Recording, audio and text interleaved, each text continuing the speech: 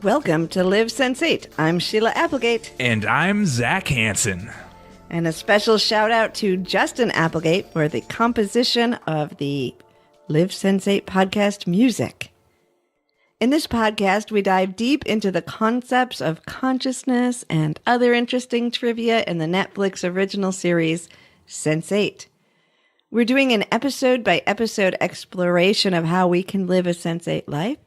And we're also talking with cast and crew and team members of Sense8 to hear the experience from their perspective. Enjoy the show.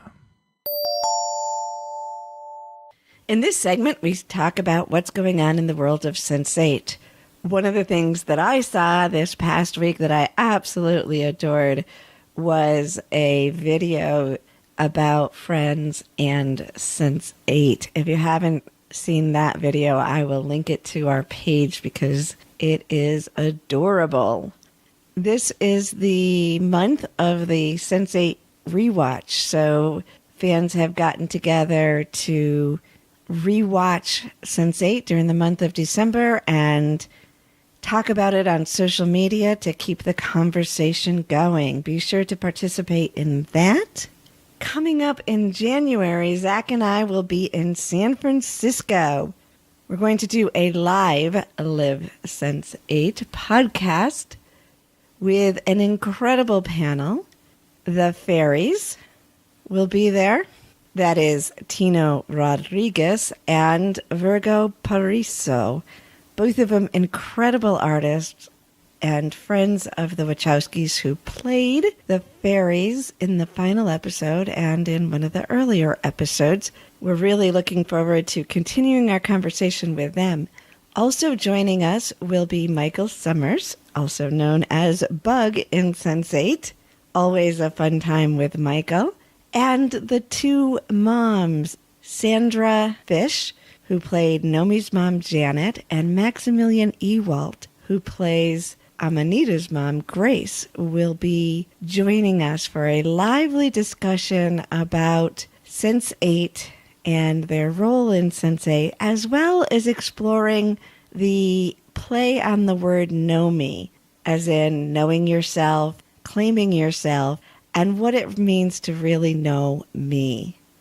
We'll also explore some of the fun things that happened during the San Francisco productions. Tickets are still available for this event, and we will have the link for you on the podcast page. We really hope you will join us for this fun evening of discussion. All right, let's dig into Season 2, Episode 6, created by Lily and Lana Wachowski and J. Michael Straczynski, written by Lana Wachowski and J. Michael Straczynski. This is the Archipelago episode, so we have a great shout out to Dave Walsh, who was a previous guest on our show. Brilliant hair. Brilliant hair. And the brilliant Zachary noticed that Amy and Amanda were in it as well. We met Amy and Amanda when we were in Chicago. Beautiful souls. And shout out to you guys. We found you. We're probably like the last people to find you. I see you. Anyway, who else is in this scene? This is the sort of shout out to not all the people they care about, but we know that this is a scene that allowed the creators to give kudos to some of their favorite people. So I'm curious to who else is in there that we may have overlooked. But fun. And actually, that's the kind of when the title of this episode, Isolated Above, Connected Below, comes into play. And just to dive right in, since we're there, I have some questions about it because they were sharing with each other I guess I'm answering my question as I speak. So they were sharing with each other through telepathic or through the Sense8 gifts. So maybe they stay apart. But so if you're isolated above, yeah, no, I didn't figure it out. So they're isolated above because of the blockers But they're still connecting with each other. on the physical. No, they weren't all connecting on the physical. So we got the scene with Riley and Will when they're in the train. And Yeah. he takes the blocker. Right. Right. So at that point, he's isolated above and connected below with Riley. No, you're not connected now that, well, down. He basically isolates his psychic ability because of the blockers. Like, he's not in touch. But however, he was physically in touch with Riley below. Yeah, but the archipelago actually communicates with each other. Like, that went across the world. They weren't physically going. He didn't go anywhere. In a matter of seconds, he shot a message across the entire world He wasn't and on got blockers. I mean, maybe that's the question. Like, what are they referencing, right? So this is kind of a play on as above, so below. Yeah, I get that, but Right. So I don't like, usually I get it, and I'm like, oh yeah, I get what they're doing. I'm really kind of perplexed about this one because they're not connecting the way they would normally, but they've got this telephone chain, right?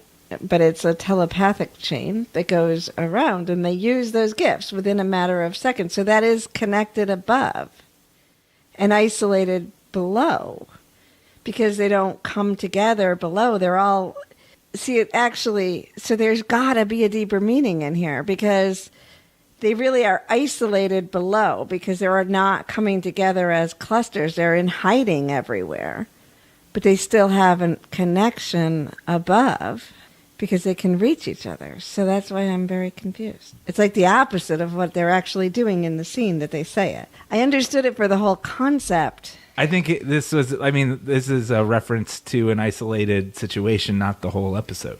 See, I'm saying I see it differently because it makes sense to the whole episode. But not I thought to you said that it doesn't make sense to the whole episode. No, because they are connected. It above. makes sense to the whole episode for the exact reason that you said. It's all about the blockers, being in survival. Like, I got tons of stuff to talk about the meaning of it, but when it's actually said, it didn't seem to make sense. That's what confused me. Well, when was it said? It was said with Old Man Hoy when he was talking to Riley right before Archipelago did its thing. That's what confuses me. Unless I wrote it down wrong. I don't know. That's what confuses me. And if it is, then I want to go down that rabbit hole and figure out why they said it. Well, there. truth behold, when we started watching this episode, I actually had an epiphany about it. And things made sense at quite a bit of a higher level. But I have to admit, I forgot what that was. It's going to be a fun episode, Zach. It's so fun.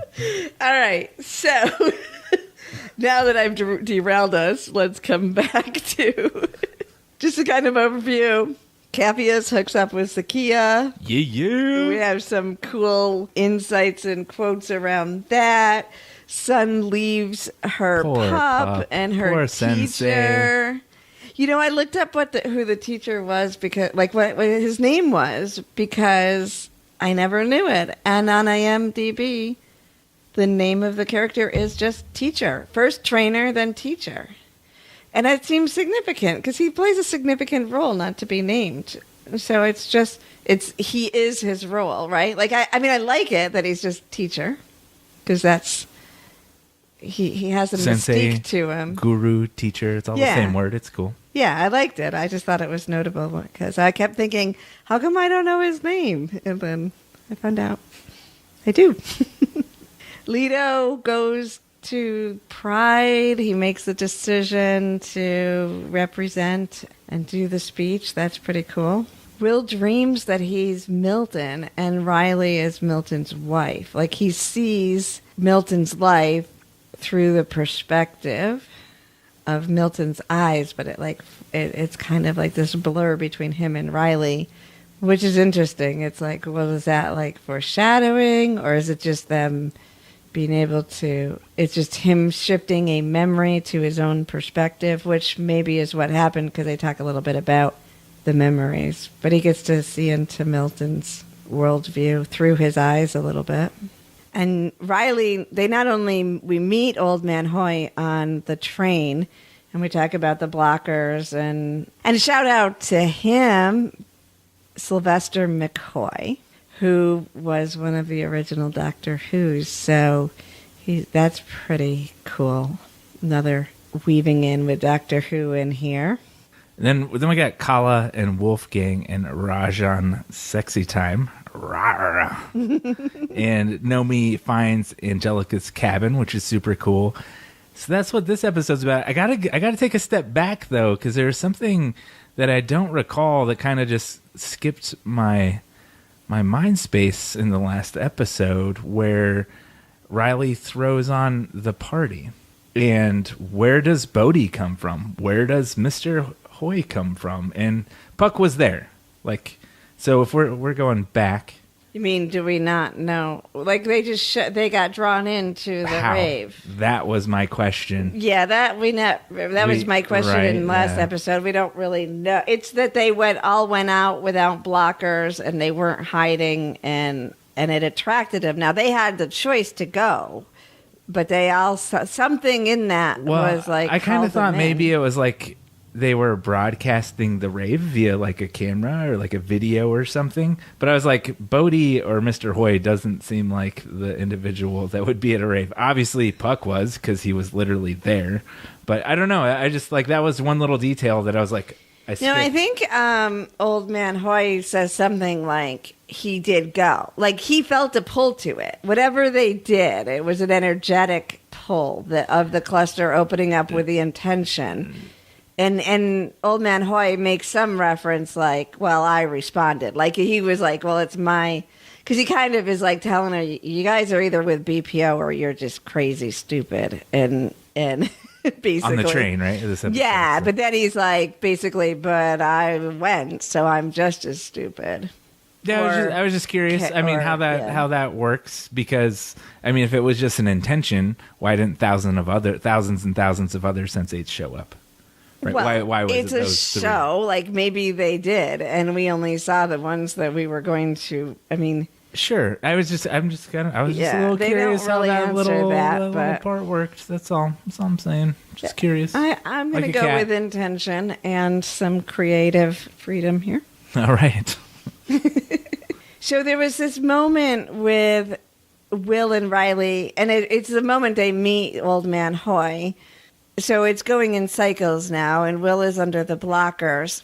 It was time for him to take a blocker. Actually, like, I guess they all had come off of it for the rave because Hoy had to take it too. They were on the same cycle of the blockers. But anyway, it's really about the moment that it's time for Will to take the blocker again. And you see this close-up of their hands, Riley and Will's hands touching. Little twin flame. Yeah, the music is going. Action again. They're swapping perspectives again. Oh, I didn't think of it as swapping perspectives. I thought of it as taking time to feel that union before he got blocked again, because there's nothing as incredible as that union that they feel, which can't be equated when you're blocked down. Right. So we've talked about this, and they've shown it before in the cinematography, where they'll take the person and they'll put them in each other's place. Yeah, back did and they forth do that? really I fast. didn't notice they did, that. yeah. Oh, I mean, okay. they do it so fast and so well. Like, you don't notice unless you notice. You know what I mean? You got to sit down and really pay attention. Well, so it's interesting because I keep noticing the hands, because when my twin flame was alive, that was one of the most unbelievable experiences of the whole thing, which is hard to say when we're talking years and years of daily interaction with each other. But these moments when our hands would just brush each other or touch each other, or we could be passing a coin or something, and it was like time would stand still. It was just this moment of like exchange that is describable, other than the fact that movies tend to try to play that when they're trying to show romance or something or connection, but it's different than that. So they keep doing these hand things, and it keeps flashing me back to those moments. But I guess it would mean because you're becoming like one at that moment, even though it's just a brush of a hand or a touch of a hand. So they were doing that twin flame union exchange to experience it before he got shut down again, was my feeling. And I think they talk about it later, because later on they kiss each other when he's on the blocker, and they talk about how it's just not the same. And I think that, and they said maybe this is just kind of what like old people when they've been together for a really long time, it's a familiarity, which I thought was really interesting, because I see two different forms of love and partnership in our world. And some of it, like there's that whole romantic view. And again, I don't see the twin flame as romantic necessarily, but in this scene, you know, you have that piece in there. And so when it is, there's this intensity, this creative force energy, the sexual energy, the union, and all this beauty and passion. And then you've got the other type of love in our world that I think a lot of people are seeking that. But then there's the other love that I learned to appreciate with my parents as they get older, and that familiarity, that knowing each other, the love that is there because you've depended on each other and you've done life with each other for a long time. I mean, I guess that would even fit with my ex-husband. And so it's like I love that they show even just the blocker of it. It's like when that energy isn't flowing, there's this type of relationship. And they don't say it isn't beautiful. It's just different. And then there's the relationship that happens when we don't have blockers. Because if we look at the blockers and we think about society and how pharmaceuticals shut us down, or whether it's recreational drugs used to suppress us or block us, or whether it's medical, pharmaceutical, or some other exercise, like we can use any work, the numbing, the blocking ourselves, and how that's so normal in our society. So I started to wonder too, like with the blockers, because really, if we're all sensoriums at our true core of being, but we're not waking up or birthing that, and we're not birthing it because we're blocked, it kind of gives that symbol of, or you open up to experience it, but then you want to block it out again. So when we translate it to humanity, I think it's a profound statement, even just the blockers. It's scary to live in this world that open. Yeah, and they cover that a lot, especially in the beginning of the show. Escapism is a big theme, right, that they cover, especially with sensitive people. Yeah. So if we jump over to Capheus and Zakia, so this is the episode they get together. She does her incredible monologue, or talk about falling in love with a person, not with the genitals. And obviously that would be a clip that we would pick had we not already talked about it with Mombi. But be sure to go listen to Mombi's if you want to hear that clip and her take on it, because it's amazing. One thing I don't know if we did talk about with that is her line where she says, "Luck is something that reminds you how beautiful the world can be." I just really love that line. Yeah, it's a great line. I mean, there's so many great lines in that scene that it would be easy to overlook one. So that one was pretty cool. It kind of reminds me when Capheus is talking to his mother. Mm-hmm. And he says that life is more than just full of surprises. It's also full of gifts. And yeah. To me, it's a very similar vein of experience, you know. Which shows how they are such a great fit for each other.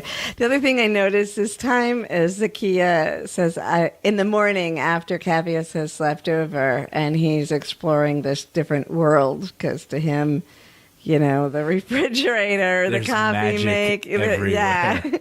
And And then Zakia says, I love our coffee. It's one thing Kenya does well. And I just thought about how Mombi was so sweet.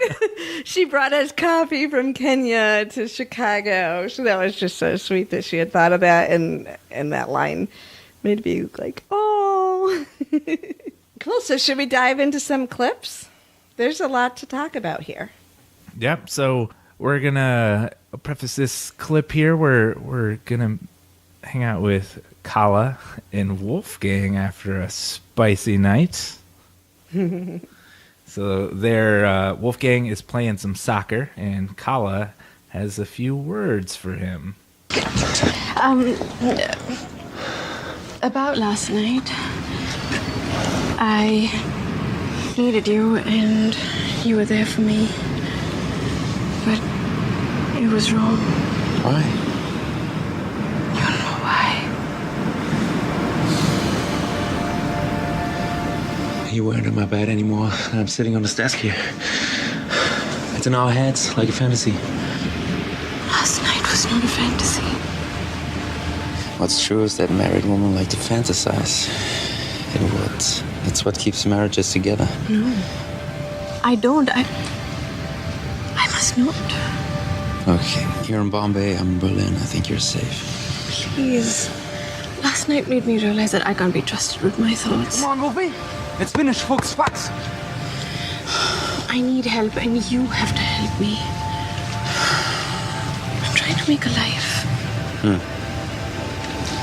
Pretending isn't a life. Wolfie. Yeah, coming. Wolfgang is an awesome character. I can't say I would have handled this situation as well as him. She really, really aggravated me with her dialogue this time. It's just really frustrating because she basically can't take responsibility for herself and puts it all on him and then says it was a mistake. And I was just like, oh, I can't do this, Kala. You're killing me right now. Yeah, because when she's trying to confine herself to the simplicity of what she thinks, nobody's a good person when they're trying to disregard the whole truth of themselves and compartmentalize to fit society. Well, I really think we can go, we won't, but I mean, we get into morality and what is good and bad, and that's really such an outdated thing. Like, what is functional, what is adaptable, what is sustainable. And again, we've talked about this. Kala is really struggling with being her own person. This is everybody's struggle. It's not just hers, because society tells us we need to be one way, but naturally, we're just not that way. Like, our bodies function a certain way, and society tells us that that's not proper. Yeah, so if we go back to before this, what she is talking about really is that she did go to Wolfgang. She visited Wolfgang, and then so basically she made love to Wolfgang through Rajan. So he basically embodies Rajan, probably, in a way, so that she can make love to Wolfgang, because we know that because in the morning, Rajan thanks Kala for the passionate, beautiful night by kissing Wolfgang. Right, which is hilarious. That was a great scene to show that.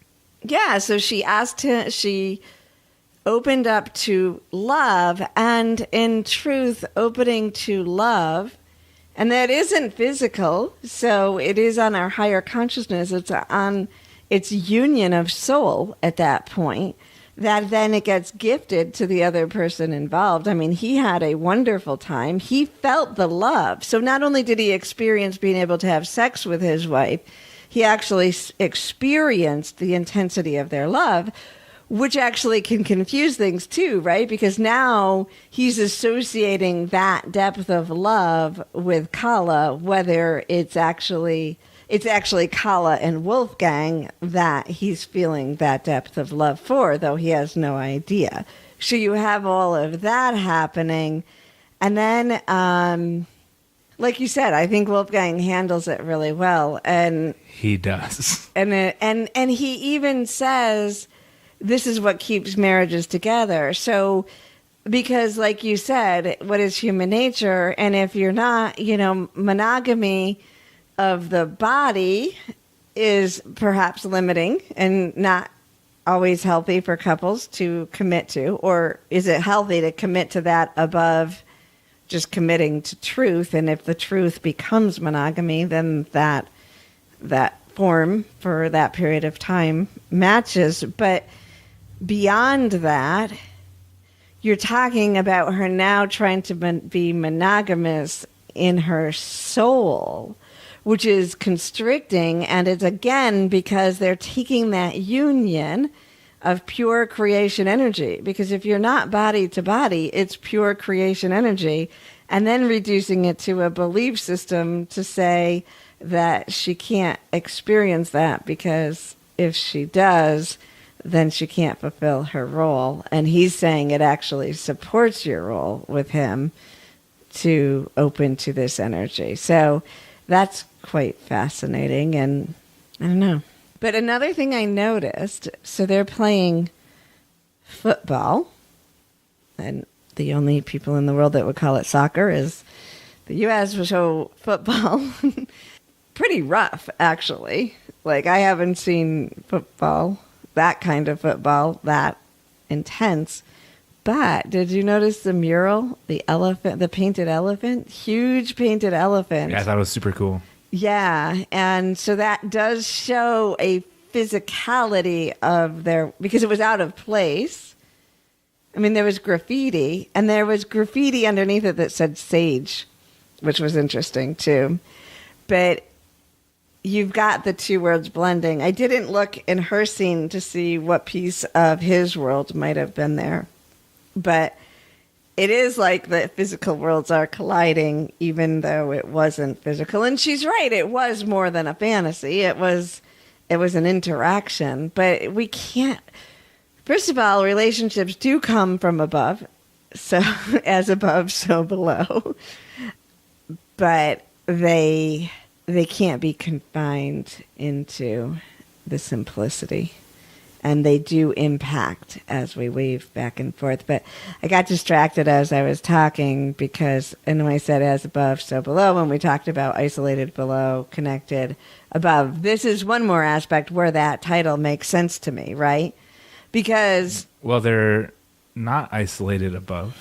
Yeah. It's the opposite. See, it keeps being the opposite.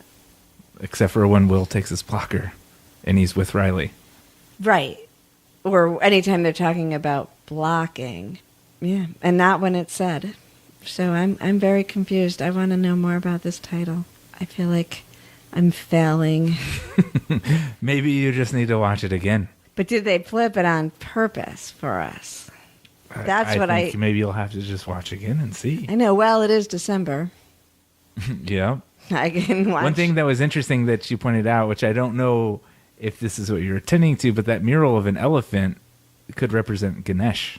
Yeah, Ganesh and Kala's world, Yeah. and it was definitely an Indian painted elephant. It was from her world.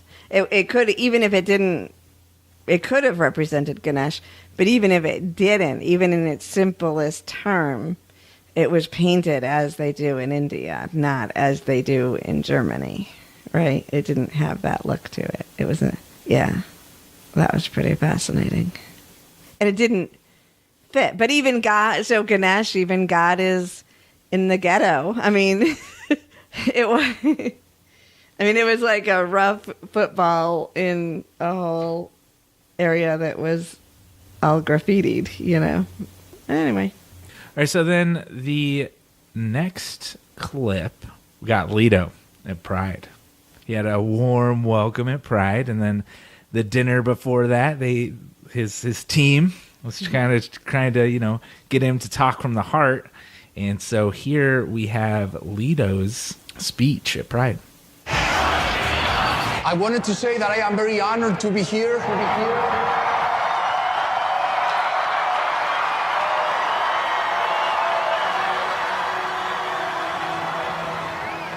That isn't the truth.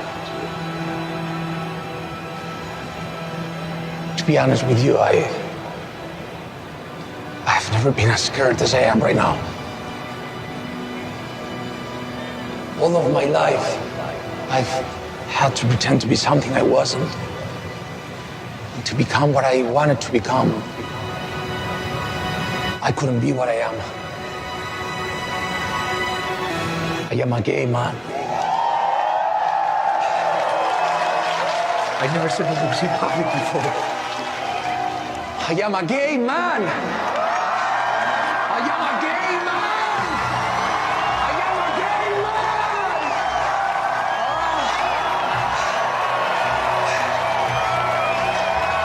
Why did I have to be so afraid to say that? Because I know that people are afraid of people that are different from them. And admitting that I am different and refusing to pretend to be something I am not may cost me a career of pretending to be things that I am not, which is kind of crazy when you think about it. But I did. I did. For years, I was living inside the fake world of a movie set, never daring to imagine that one day I might be brave enough to do something like this.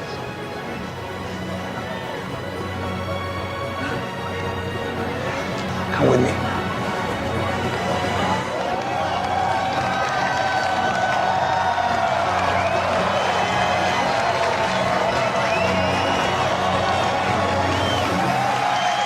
Hi. This is Hernando.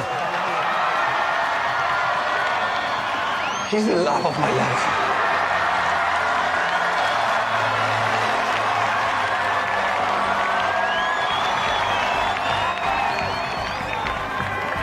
I am a better and braver person because of him. And whatever it costs for me to be able to do this, I know in my heart that it is worth it. Ah, good job, Lito. Insert epic music and I dance know. party. Woo, like they do. Awesome stuff. The music the whole time, though, I felt like Lito's words are amazing and heart-opening, but oh my gosh, in the beginning, just with the music too, my heart just was expanding and exploding as he spoke. The freedom I felt. For me, too, in the scene, it was more of an emotional thing than it was the words. Like, it was just the beauty of the emotions and just the unfolding of what was happening with his character kind of like opened me up, and it wasn't necessarily anything in particular he said. It was just like the act of doing that. And it's really cool because this is where, so Lito defeated his Boganator, right? And so now he gets to be the truth, and that's what we were talking about in the wrestling match. And the dilemma that he had to face, that was really hard to become this person that who he's going to become. And it's awesome. Yeah, and it was through struggle and feeling like that he was losing everything that he found the freedom to become everything he wanted to be, which is pretty cool. Which is more fulfilling. Right? And then, I don't know, I just love the line where he says, I had to pretend to be something that I'm not so I could do what I wanted to do, which is pretend to be something that I'm not. Like, humanity. Like, I love lines like that where just it points out the ridiculousness of humanity. Right. Like, what? And he admits that he was hiding in the film sets, which is cool too with the story arc that we've been talking about, because in the earlier episodes up until like right now, we talk about how they help each other, right?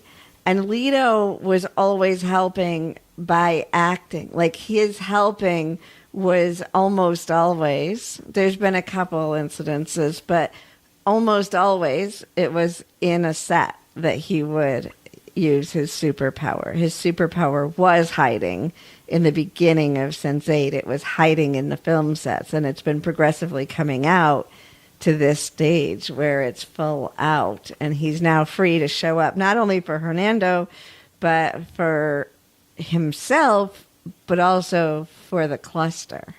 And it was really, really interesting to me too, because he was alone on stage. And I mean, he was alone on stage, no Sense8s.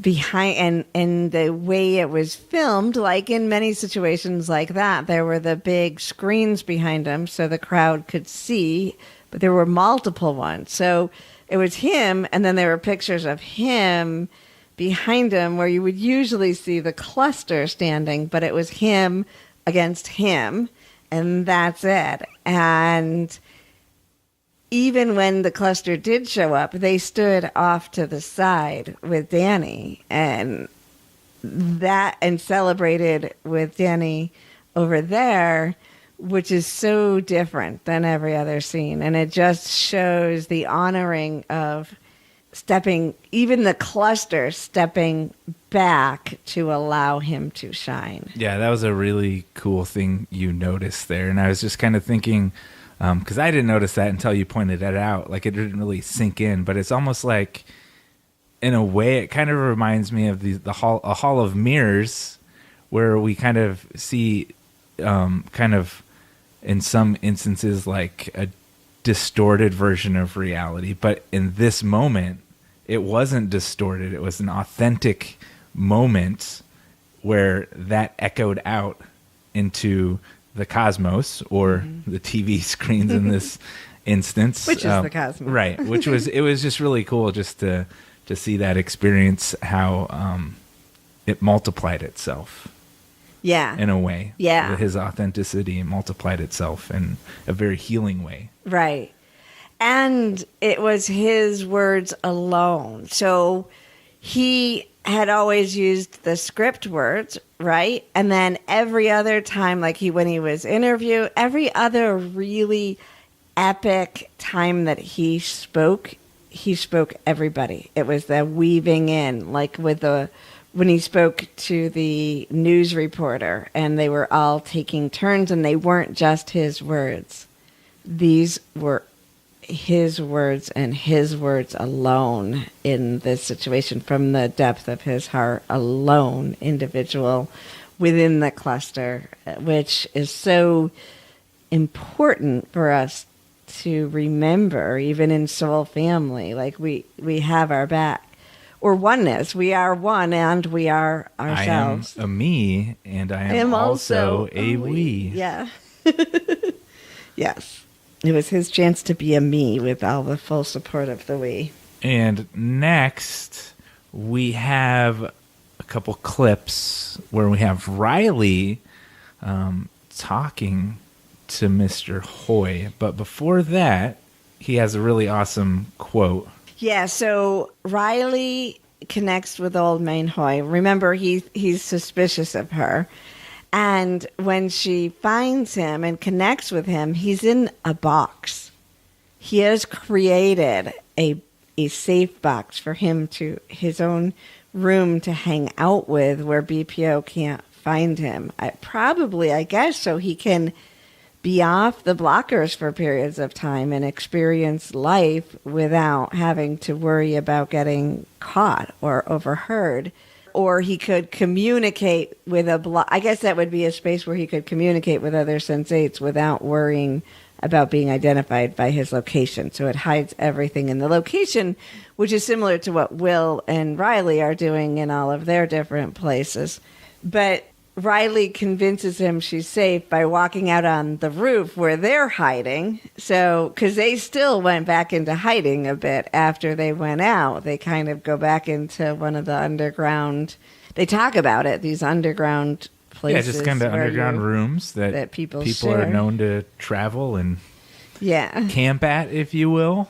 And so they're in hiding in one of those, and she walks out on the roof and looks at everything, and he's like, still kind of like, you're either really crazy, but he ends up coming out of he ends up trusting her through that. So he comes out of the box with her. And during that interaction, and that whole interaction before we get to the clip, which is pretty amazing, the next couple of clips we have, but he says, I'm slowly dying of survival. Didn't he just nail that on the head for like 99% of the planet? That's what we do. Yep. That we is, all die surviving. we have really been, we've been in survival mode since we began humanity, right? In the earlier days, we spent our days just trying to survive. And we did survive, and we grew to a space where we could not think about where our food was coming in the next hour, if we were going to be killed by an animal in the next hour.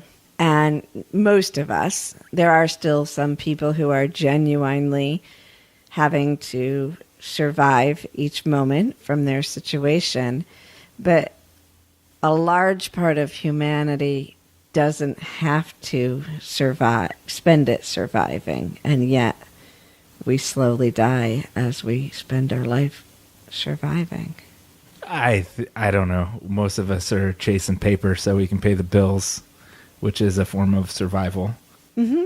I mean, you got to keep your job, or you don't have your insurance or your paycheck or whatever, so you kind of live in fear, and you're always competing to make sure you keep your job so somebody doesn't take it from you, right? Or you don't become obsolete. Right, but we don't have to be, as a global society, we don't have to be in that position, but it's like we've forgotten how to do. We don't know how to do anything else. We don't know how to do it. For the most part, we don't know how to live beyond survival. So we just keep slowly dying of survival. Because you're going to die anyway. Right. I mean, this I could talk about for a really, really long time, but just, you know what? It's better if we just leave you with that quote. I'm slowly dying of survival. So thanks, Old Man Hoy. Yeah, thank you, Old Man Hoy, and the writers. But think about that. I'm going to give you guys all a challenge, and you can let us know in the comments or on social media, like how you see that. Like, go through your next day or your next week with that quote in your head and check yourself on everything that you do. See if that's true. And then if it is true, is that how you want to live? Because he comes out. He comes out of the box. Mm-hmm. And he decides to live and risk living. Just like Leto did. Right. He actually risks dying so he can live. That's a very mystic thing for you to say, Sheila. Shall I repeat it? Sure, why not? It's the second side of this quote. So now I have a new assignment for us all. Spend your day thinking, I am slowly dying of survival. And after you've spent your day thinking about that, then contemplate and meditate on, am I willing to risk dying so that I can live? Carpe diem. Or am I willing to risk dying to live? All right, let's hear the clip. Spring of 52. A very, very covert conference was convened at the British Air Base on Cyprus. Authorities from NATO, the Warsaw Pact, China, and the Arab League sat locked in a room debating reality. After weeks of haggling, walkouts, and bullying, the Biologic Preservation Organization was born. How do you know all of this? I was there. I assisted Ruth El Sadawi in drafting the initial charter and guidelines for research into sensacity. Signatories guaranteed human rights to sensorians and agreed not to deploy them for military needs. I looked up 1952. Did you? I was just sitting here thinking, damn, why didn't I look that up? Oh, tell me, Zach. Well, unfortunately, I didn't spend a lot of time. It looks like I could, but I didn't find there was. I started out with NATO, but I had to listen to the clip a couple times because NATO was part of that. It wasn't an official NATO, right? It wasn't an official NATO thing. So I started looking and I realized, man, this is going to take a long time to research. I didn't have that much time, but I was like, maybe there is something more to this, because there was a couple conferences listed on the NATO site. I just skimmed it. It wasn't anything like that caught my attention really fast. So, but I imagine there's something to it because there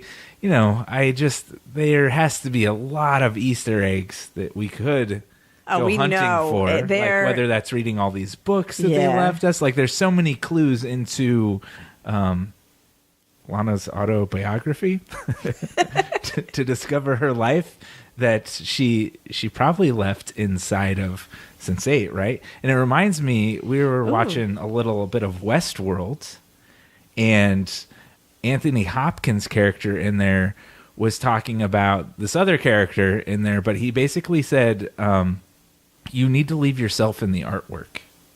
Or something along, that's not the exact quote, but it reminded me of just that. Like, Lana's and Lily and maybe even Jay, they might be living a little bit of themselves within the art itself. Like, what is this? So anyway, it's kind of rabbit hole.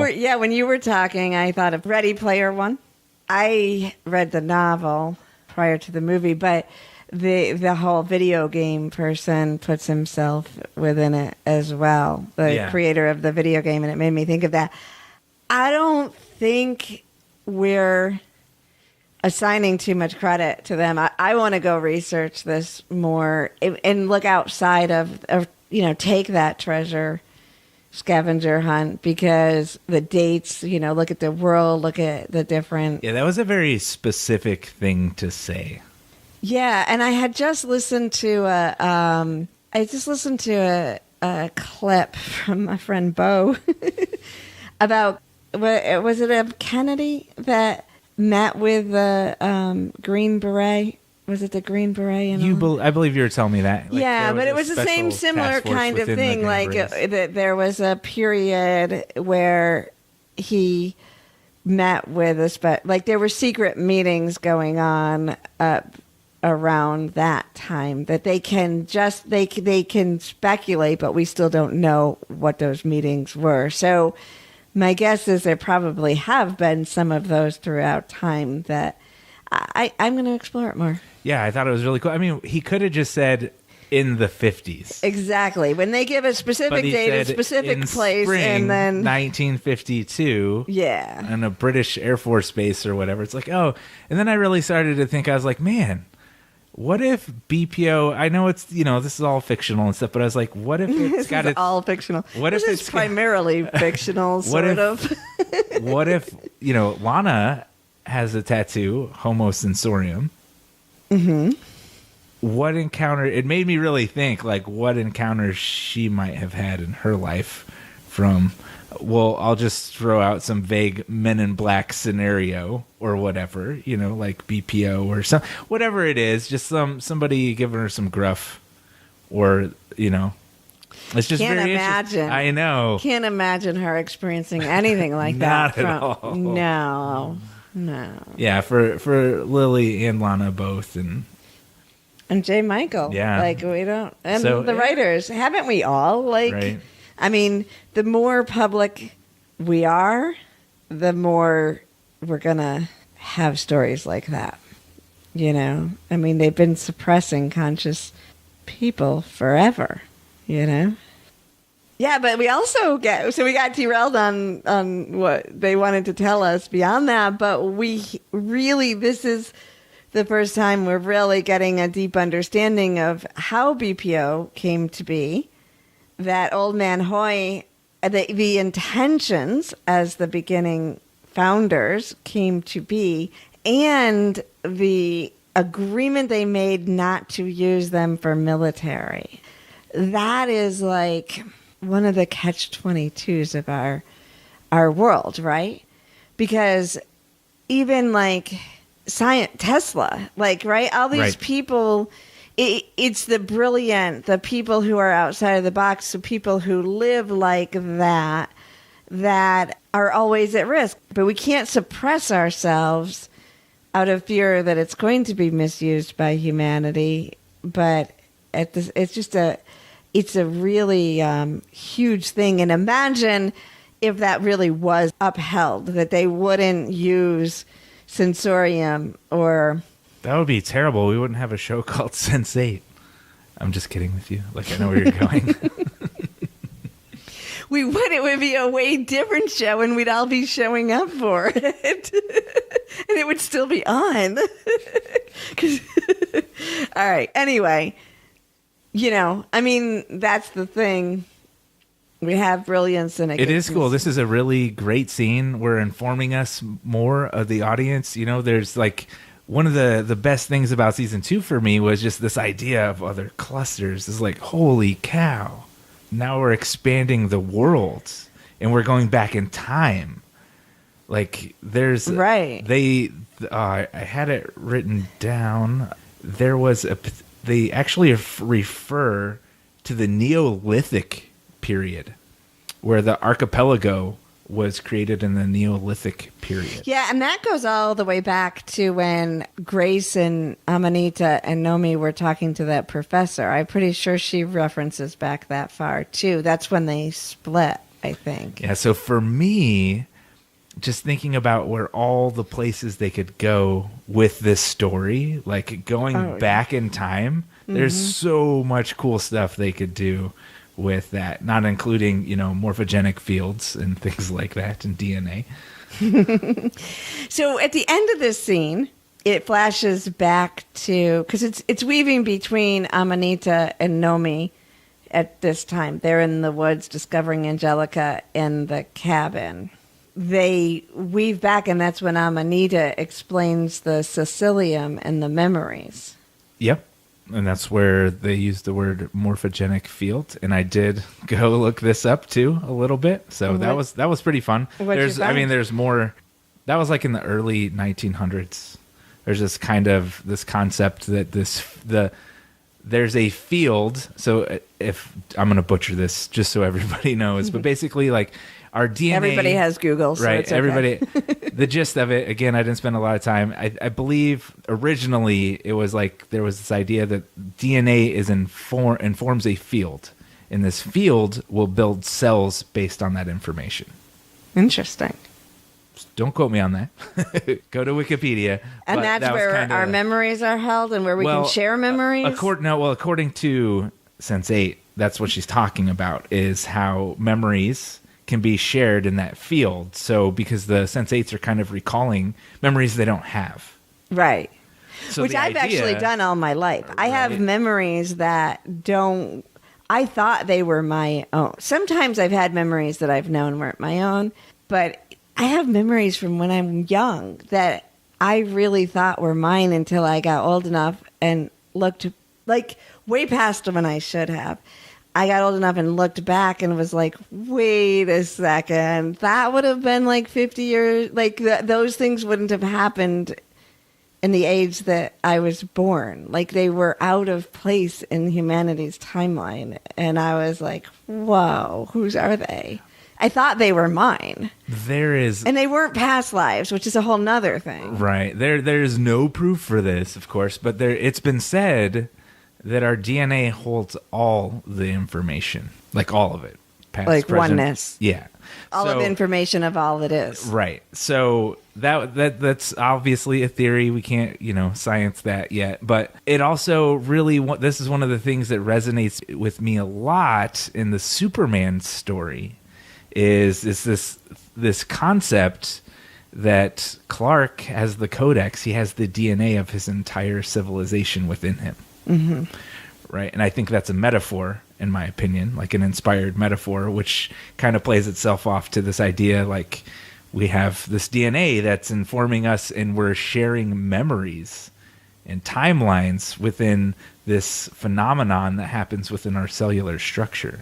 It's kind of timeless. Right. And it fits in with early metaphysics, which the concept was always taught to me during my studies with that if we heal something now, it heals the generations before us and the generations to come. So us awakening in this moment is actually shifting our dead relatives' DNA, I guess, or whatever they have now, cellular. I'm sure in the big and picture. And the same with the children that I don't even know, are going to be shifted. This will all shift us into the singularity. And I don't mean like the mechanical version. I mean like the conscious singularity of oneness Right, which makes sense even when we talk about the things that I've been teaching lately, which I haven't thought about other than coming through me as information that I know from source energy. But I talk about us evolving all the time, and that how somehow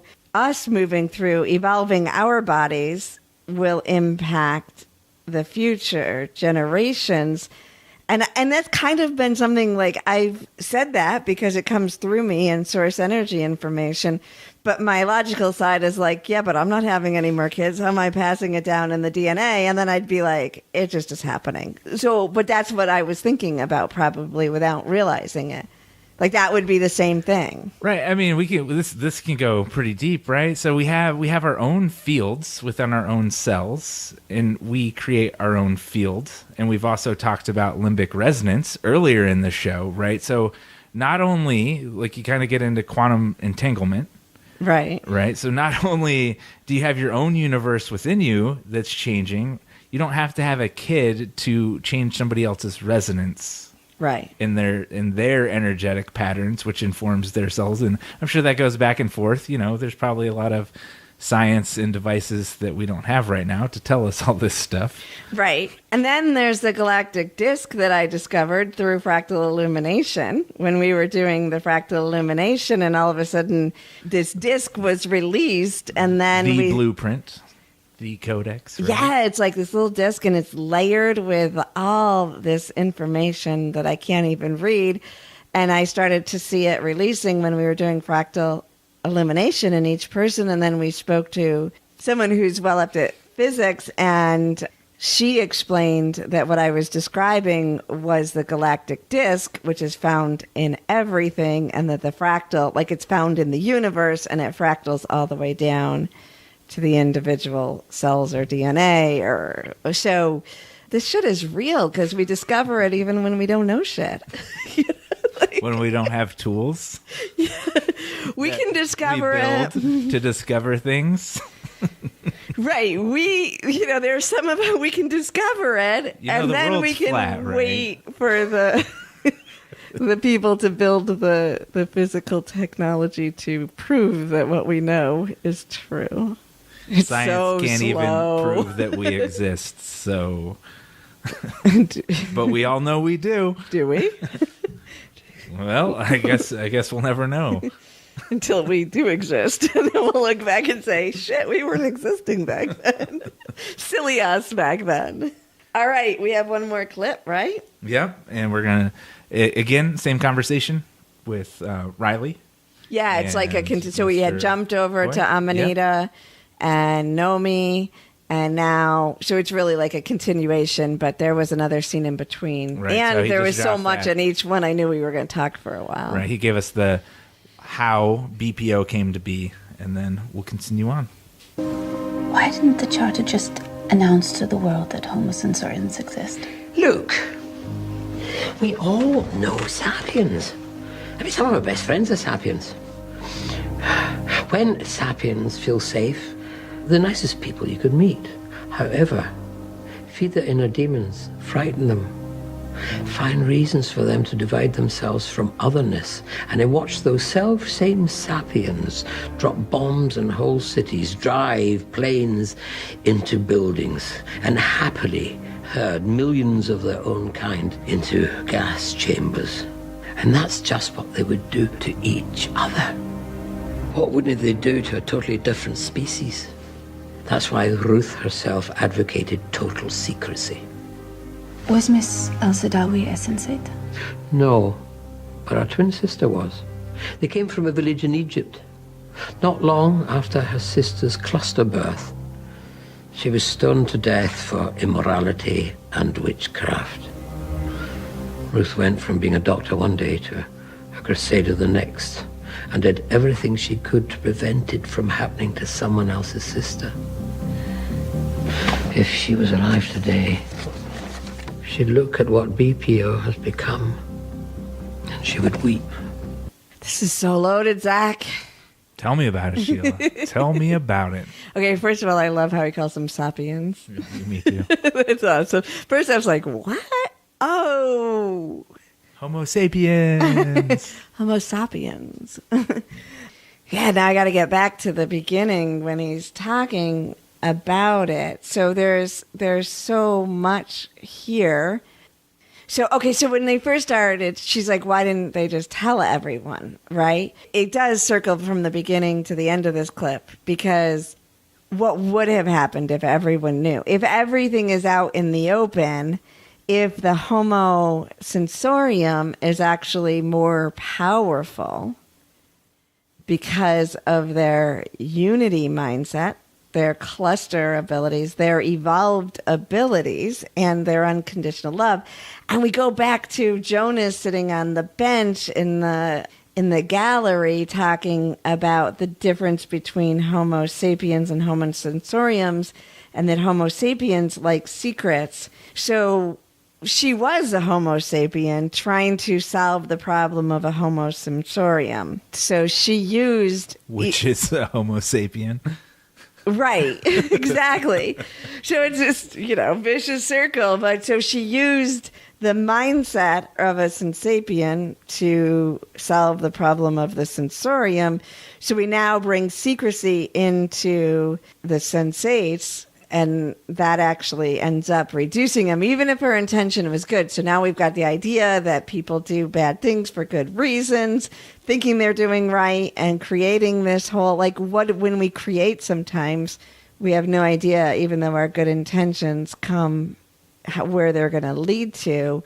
But that secrecy, so if it was out in the open, then they don't have as much power over sensoriums. But by keeping it secret, they lost the power. And now we've got him. They're all in secret. They're all hiding. All the sensoriums are now living the life of the sapiens, and they're hiding out to save themselves. So this whole secrecy and hiding is that part of the demon, and then the isolation and the otherness that occurs, right? Because now they've repeated the pattern. That's one thing I want to talk about. This really reminds... So Leela, she's built a whole underground society that is kind of thriving by working with BPO. Mm-hmm. It really reminds me of vampire lore in many ways, because they're smart and cunning, and they live, in the darkness. Right. And anyway, it was just cool. It's just a side note. It just reminds me of vampires. Yeah, so that's interesting. So we're back into... So let's talk about aliens. Sweet. So to me, it's like it doesn't make any sense that we're the only living planet in the multi-universe or multiverse. But at the same time, where you've been waiting for your buddies to come back and get you, I've been like, yeah, I really, really don't want humanity to interact with other alien species until they get their shit together, because we're just going to repeat the same thing with another group of people or a group of beings and take these wars into the multiverse. And that's just, so to me, even though they're humans, it's like a different species. It's like isolated. What is it again? Isolated above. So isolated in consciousness, connected below, connected in body. So in this situation, I'm glad we're isolated above when it comes to other species in the multiverse, because I think we would repeat the same pattern. That's one of my thoughts when they were talking about it. But the other thing is the whole demon inside of humanity and the fear. I don't know. It just cycles around and around and around for me. But they figure it out. Then he goes and connects with everyone, and they start to come out. I think... Well, then she got her sister, the twin sister, got killed for witchcraft, and this storyline of conscious beings being suppressed has gone on for a long time. Yeah, like forever, like written human history. Right, and so it's just time Yes, yes, yes, creators of this show. It is time for us to come out of secrecy. It is time for all of us around the world to show who we are, to be Litos, not just to our sexual orientation, but to our consciousness, and to show it to the world and to be it. And I think no more secrets. The other part of this that I want to talk about is the otherness. So Old Man Hoy is talking about how sapiens are so lovely and can be our great friends until they get threatened and the demons come out and get fed because of otherness.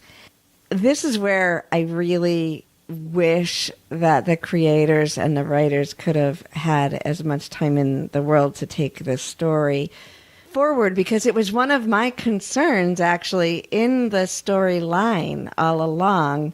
And I think that they start to blur this as it moves forward. But one of my concerns was to present the otherness idea by having Sense8 and sensoriums being only some people and not all of humanity. And like you just said a little while ago, like humans are sensoriums and sensoriums are sapiens. And so I think it's just important for us to remember that while this was a show that was showing a set of people and naming it so that we could have this plot and the storyline, and that in its trajectory, it probably would have blended, because it already started to make it so that this is just our evolution of all humanity. It's not another species. But that was actually my fear in the beginning of thinking of this as another species, an otherness, because I think that has been maybe that's what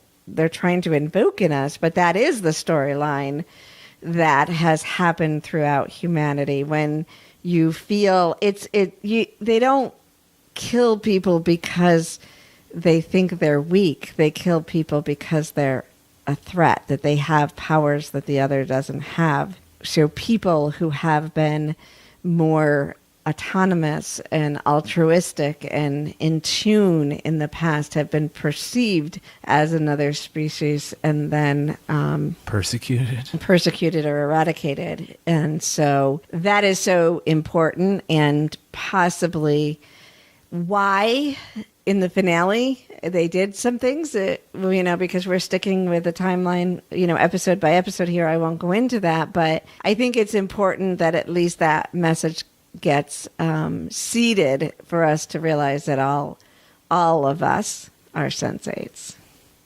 and there is no other. Hear, hear. Amen, Sheila. Amen. All right. Thank you very much for listening to us today. I got a big shout out to Miss Sarah Applegate for editing the Live Sense8 podcast. Stay connected.